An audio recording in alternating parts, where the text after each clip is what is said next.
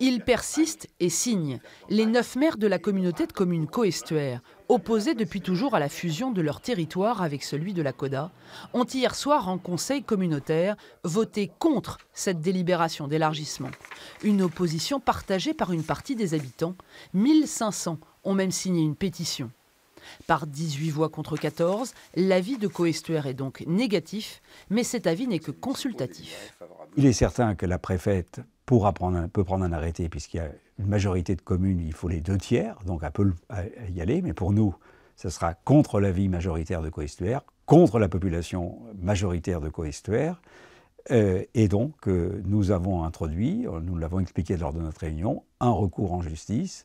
Les opposants à la fusion dénoncent notamment le manque d'informations des conseillers municipaux sur les conséquences de l'élargissement en matière de gestion des routes, d'urbanisme ou de gouvernance.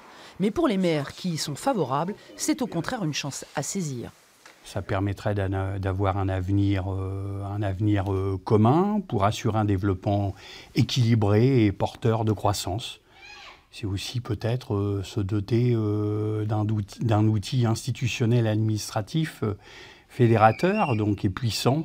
Cette communauté urbaine, c'est à la hauteur des enjeux et je pense que ça doit nous permettre de mener à bien un développement économique. Un monde économique pourtant inquiet des hausses de taxes qui vont s'appliquer si la fusion se fait.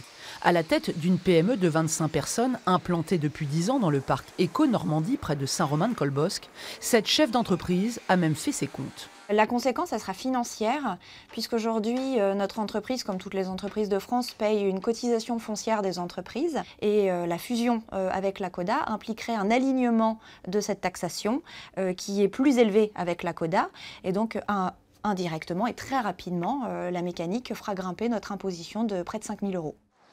Chaque commune a jusqu'au 17 juillet pour se prononcer sur le projet d'élargissement.